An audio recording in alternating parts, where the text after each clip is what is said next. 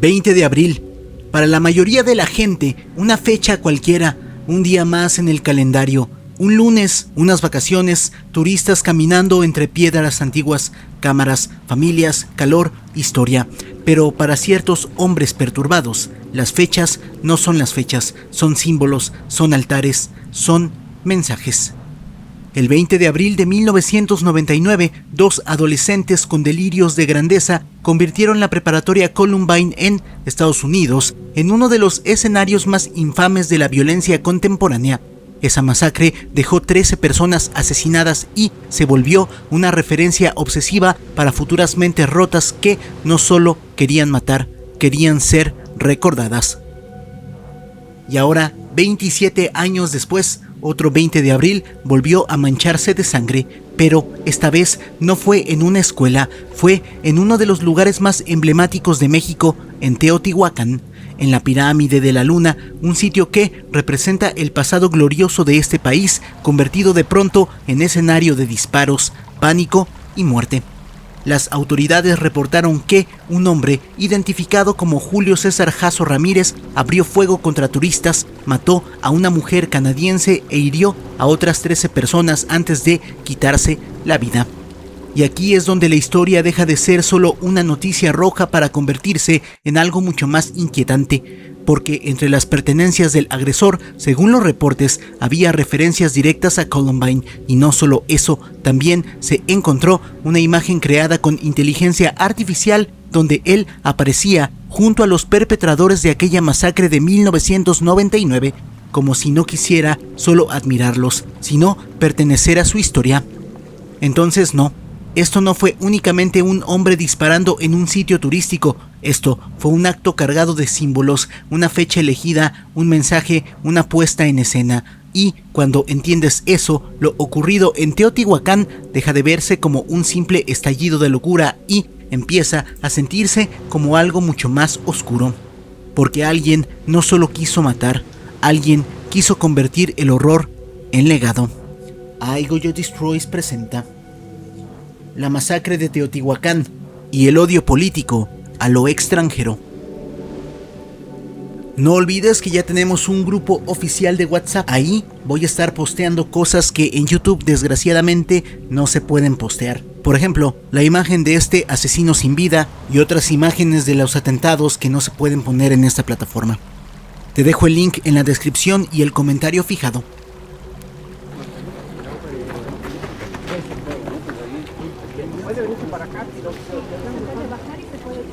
Eran alrededor de las 11:25 de la mañana. El sitio arqueológico de Teotihuacán estaba lleno, turistas caminando entre las estructuras, guías explicando historia, familias subiendo y bajando los montículos bajo el sol.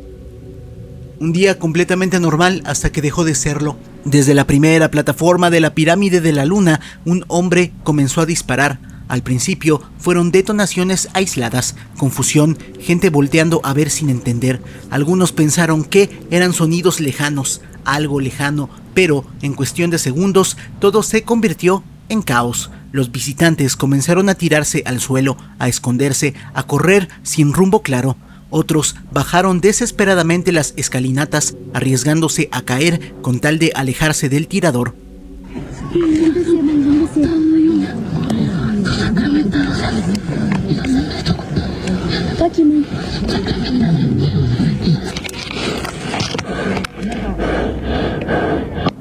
Levántate, perra puta. El agresor, identificado como Julio César Jasso Ramírez, no se detuvo. De acuerdo con los reportes, caminaba entre los turistas que estaban pecho tierra, se agachaba, recargaba el arma y volvía a disparar. No era un estallido impulsivo de segundos, era una acción sostenida, calculada en momentos, fría. En la explanada, el pánico era total. Algunos lograron huir hacia las estructuras cercanas, otros se refugiaron detrás de muros, piedras, lo que encontraran, y varios más resultaron heridos no solo por las balas, sino por las caídas en su intento desesperado por escapar. ¡Tú, estúpida! Levántate y corta eso. Tienes un puto minuto. Y si no lo haces, te disparo. Minutos después, elementos de seguridad arribaron al lugar. Para entonces, el daño ya estaba hecho. Una mujer de nacionalidad canadiense había perdido la vida. Al menos 13 personas resultaron lesionadas, entre ellas turistas de distintas nacionalidades: colombianos, estadounidenses, rusos, brasileños, personas que habían llegado a México buscando historia, cultura y se encontraron con violencia. El atacante, al verse rodeado, subió a una zona más alta de la pirámide y ahí, antes de ser detenido, se quitó la vida. Una persona que le quitó la vida a una mujer, tenemos 4 lesionados, el agresor se quitó la vida, son únicamente las 2 personas que tenemos sin vida, que es el agresor y una mujer. Cuando todo terminó, lo que quedó fue silencio, un silencio pesado, incompleto, interrumpido solo por sirenas, gritos y la confusión de quienes aún no entendían lo que acababa de pasar. Horas después, las autoridades confirmarían lo que ya era evidente. Se trató de un solo agresor. En el sitio se aseguraron un arma de fuego, un cuchillo, cartuchos útiles y diversos objetos personales. ¡Charragas! ¡Que se suba alguien por atrás!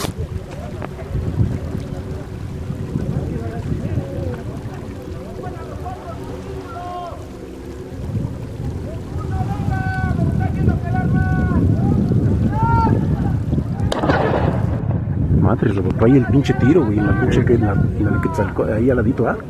¿Sí vieron? Pero más allá de las cifras, más allá del reporte oficial, hay algo que este bloque no puede explicar por sí solo. Porque esto no fue un asalto, no fue un enfrentamiento, no fue un crimen común. Fue alguien que subió a una pirámide y decidió convertirla en un punto de ejecución. Y la pregunta no es solo cómo ocurrió, la verdadera pregunta es ¿por qué? ¡Corta eso! ¡Corta ese puto plástico! Tienes un puto minuto.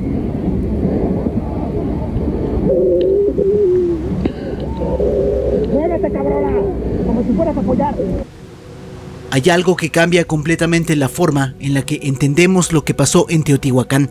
No es una teoría, no es una interpretación, es un audio. Un fragmento grabado por uno de los visitantes, una pantalla negra, pero con suficiente sonido como para entender lo que estaba pasando ahí arriba. Se escuchan detonaciones, gritos, confusión, pero entre todo esto hay algo más. Hay palabras, insultos, frases dirigidas hacia las personas que estaban ahí, y eso cambia todo, porque en ese momento el ataque deja de ser solo un acto de violencia indiscriminada y empieza a revelar una intención. Un blanco, una forma de ver a las personas que estaban ahí, no como individuos, sino como algo más, como otros, como enemigos. Según testimonios y grabaciones difundidas después del ataque, el agresor lanzó expresiones de odio, de desprecio, de agresión directa hacia turistas extranjeros mientras disparaba. No era alguien completamente desconectado de la realidad, era alguien que estaba diciendo lo que pensaba en voz alta en medio del caos. ¡No voltees, no voltees! ¡Por allá, estúpida! ¡Puta extranjera!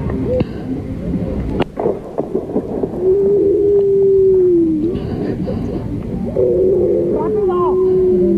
¡Córtalo todo! Y aquí es donde la historia empieza a volverse más incómoda, porque es fácil decir era un loco, es cómodo, es tranquilizador, es una forma de cerrar el caso rápidamente.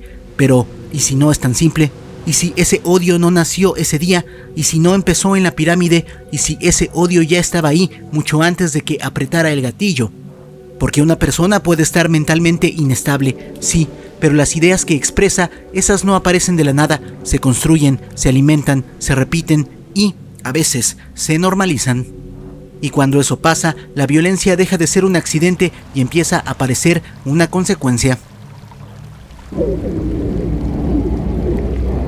Y vosotros, y mierda, que habéis venido desde la puta Europa, ¿no vais a regresar? ¿No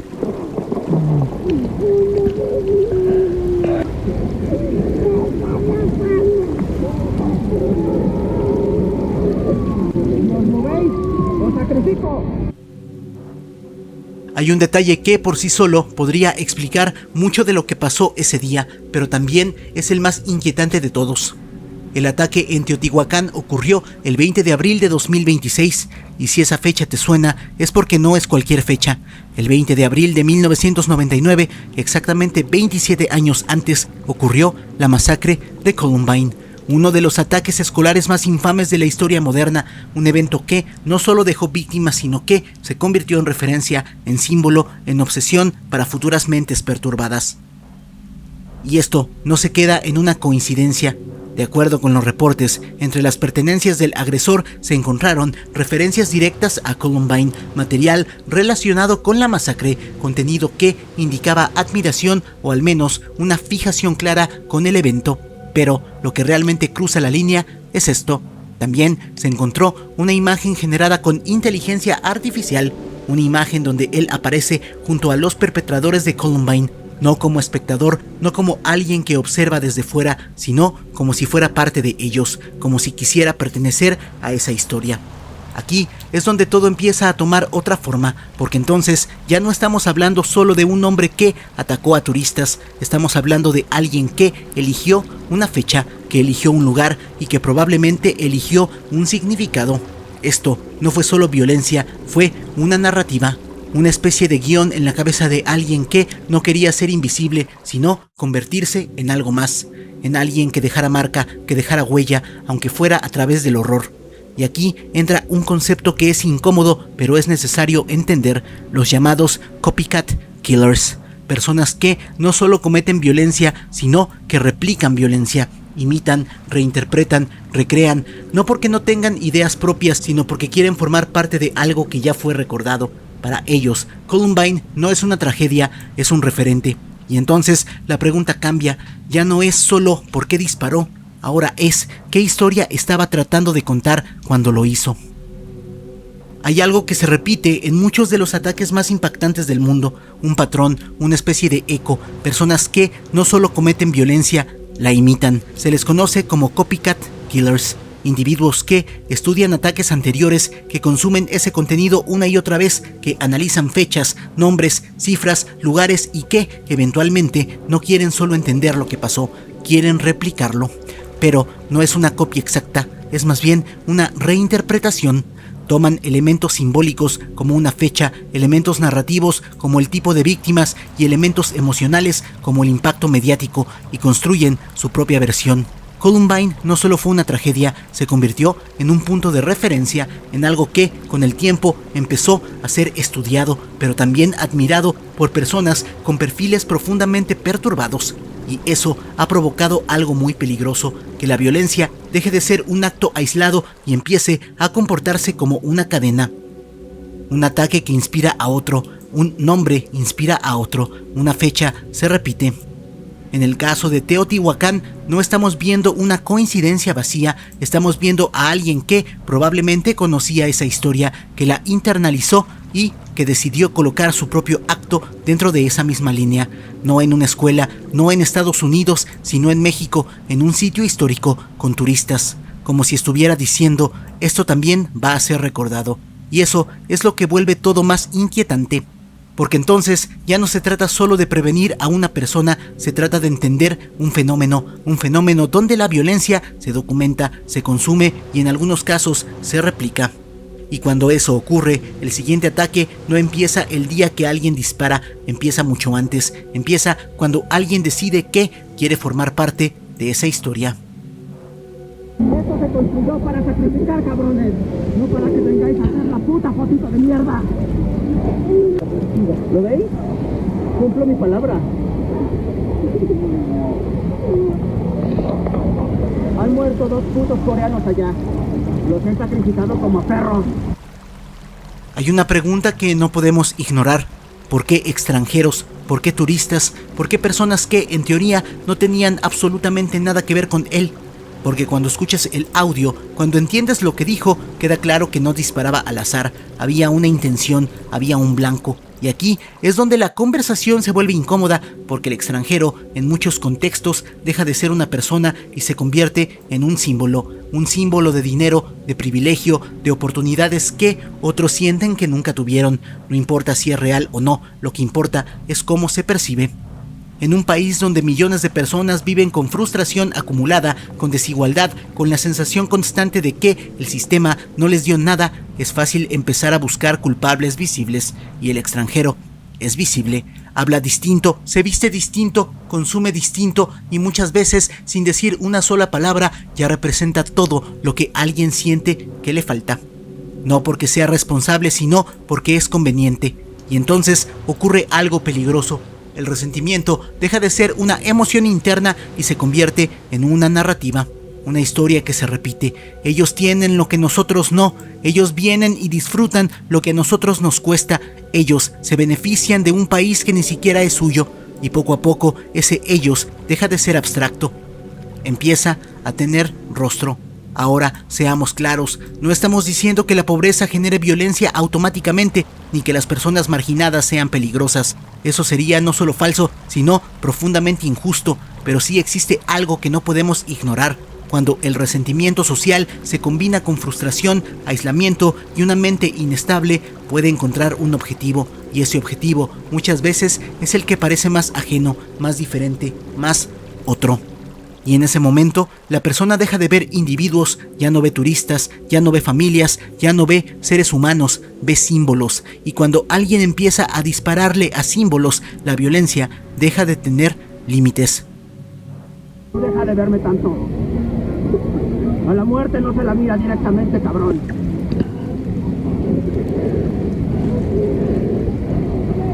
Necesito a alguien. Tú lárgate, que me pones muy nervioso, estúpido. Lárgate. Y dile a esos cabrones que aquí tengo rehenes. Y como intenten subir, los voy a matar. Ahora viene la parte que incomoda, porque si este odio no nació ese día, entonces tenemos que preguntarnos, ¿dónde se construye? Las ideas no aparecen de la nada, no brotan espontáneamente en la mente de alguien, se forman, se repiten, se refuerzan y muchas veces vienen de arriba. Durante años, en México, se ha impulsado un discurso de constante división, un discurso donde siempre hay un ellos y un nosotros, donde alguien tiene la culpa, donde alguien nos debe algo, donde alguien es responsable de lo que no tenemos. Empresarios, ricos, extranjeros, gobiernos del pasado, países de fuera, fifís. Siempre hay un enemigo. Las diferencias son con el gobierno de España y con la cúpula empresarial española. Hace 500 años fue la toma de México, de Tenochtitlan, a partir de la invasión. Es mentira que vinieron de Europa a civilizarnos al rey de España, pues eso no le gusta. Y ojo, no se trata de negar la historia, claro que hubo abusos, claro que hubo injusticias, pero una cosa es reconocer el pasado y otra muy distinta es construir el presente a partir del resentimiento. Cuando desde el poder se insiste en narrativas como que países enteros deberían disculparse, cuando se habla constantemente de agravios históricos, cuando se polariza a la sociedad en buenos y en malos, en fifís y el pueblo bueno, no todos reaccionan igual. La mayoría lo escucha, reacciona pero sigue con su vida, pero hay un pequeño grupo que lo internaliza de otra manera, lo convierte en identidad, lo convierte en enojo, lo convierte en una forma de ver el mundo. Y entonces pasa algo peligroso, ese discurso deja de ser político y se vuelve personal, porque alguien empieza a pensar si ellos son los culpables, si ellos nos deben, si ellos son el problema, entonces alguien en algún punto puede decidir hacer algo al respecto. No todos los que escuchan ese discurso se vuelven violentos, pero los violentos sí encuentran ahí a quien odiar. Y eso es lo verdaderamente preocupante, no el discurso en sí, sino lo que puede provocar en las mentes equivocadas. Porque cuando un país vive constantemente señalando enemigos, no es cuestión de si alguien va a reaccionar, es cuestión de cuándo. Después del ataque vino la reacción oficial. La presidente Claudia Sheinbaum condenó los hechos, expresó solidaridad con las víctimas y ordenó una investigación para esclarecer lo ocurrido. También se anunciaron medidas para reforzar la seguridad en zonas arqueológicas y destinos turísticos. Por ejemplo, esto. Pues tenemos que tener protocolos que eviten que sea así, anuncios y al mismo tiempo información y al mismo tiempo ver si se requiere equipamiento. Así es, se va a poner un letrero de prohibidas las armas. Pero hubo algo más. En medio de las primeras declaraciones surgió una idea que llamó la atención, la posibilidad de que el contexto político, las tensiones internacionales, el momento que vive el país, incluso eventos globales como el Mundial, pudiera tener alguna relación o al menos generar dudas sobre lo ocurrido. Y aquí es donde hay que detenerse un segundo, porque cuando ocurre un ataque donde hay un agresor identificado, hay un audio con odio explícito, hay indicios de obsesión con otras masacres, desviar la conversación hacia posibles intereses políticos, echarle la culpa a la oposición o al PRIAN, no aclara, complica. No estamos diciendo que no se investigue todo, al contrario, todo debe investigarse, pero hay una diferencia entre investigar y hacerse chaquetas mentales, entre analizar y hacer maromas. Porque cuando el foco se mueve demasiado rápido, se pierde algo importante, se pierde la conversación incómoda, la que no conviene políticamente, la que no se puede culpar a otro partido, la que no se puede atribuir al pasado. La conversación sobre el odio que escuchamos, sobre el perfil del agresor, sobre lo que estaba pensando mientras disparaba. Y entonces pasa algo curioso, un acto profundamente humano termina siendo tratado como un misterio político, y tal vez no lo es, tal vez no necesitamos teorías más complejas, tal vez lo que pasó es más simple y por eso es más peligroso. ¡Rápido! ¡Díselos ahora! ¡O busco a otro!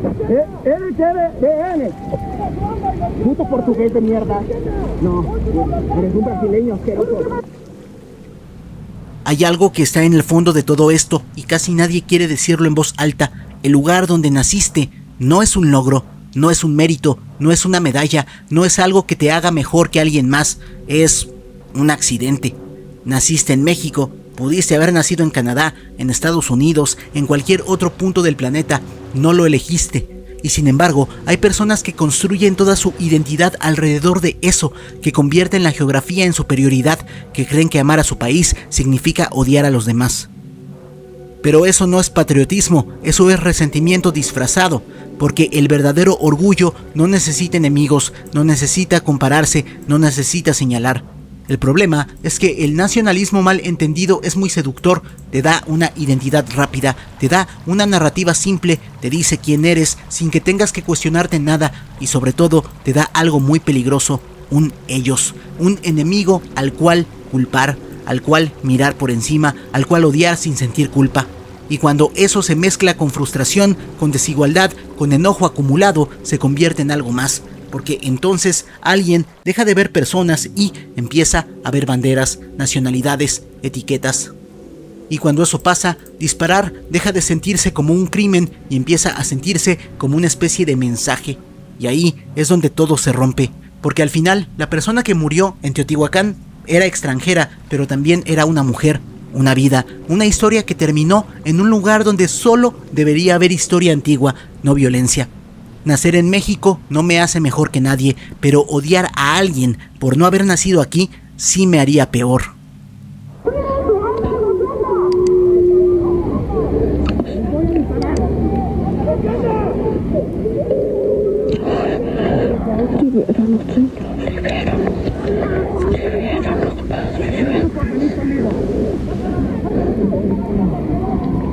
Vosotros, idiotas de allá. Tú, guarra, que crees que no te veo. Levántate o te disparo. Lo que pasó en Teotihuacán no fue solo un ataque, fue una advertencia. Un hombre eligió una fecha, el 20 de abril, una fecha que ya estaba marcada por la violencia, eligió un lugar, uno de los símbolos más importantes de México, y eligió un mensaje cargado de odio, de resentimiento, de división. No fue un asalto, no fue un accidente, no fue algo aleatorio, fue alguien que quiso dejar huella, aunque fuera a través del horror. Y sí, las autoridades pueden reforzar la seguridad, pero no de manera patética poniendo prohibidas las armas. Pueden revisar protocolos, pueden poner más vigilancia y deben hacerlo. Porque ahí les dejo esta imagen, por si no se quieren acordar. Pero hay algo que no se resuelve con más policías: las ideas, el odio, las narrativas que convierten a otras personas en enemigos. Porque el problema no empieza cuando alguien dispara, empieza mucho antes. Empieza cuando alguien empieza a creer que hay personas que valen menos. Columbine no fue el final de algo, fue el inicio de una cadena. Y lo que vimos en Teotihuacán es un eslabón más. Recordemos hace apenas unas semanas al chico que mató a 2 maestras. También era seguidor de Columbine. La pregunta es, ¿vamos a entenderlo todo como una advertencia o vamos a esperar al siguiente? Porque la violencia no necesita permiso para repetirse, solo necesita que nadie entienda de dónde viene y que se culpe a administraciones pasadas.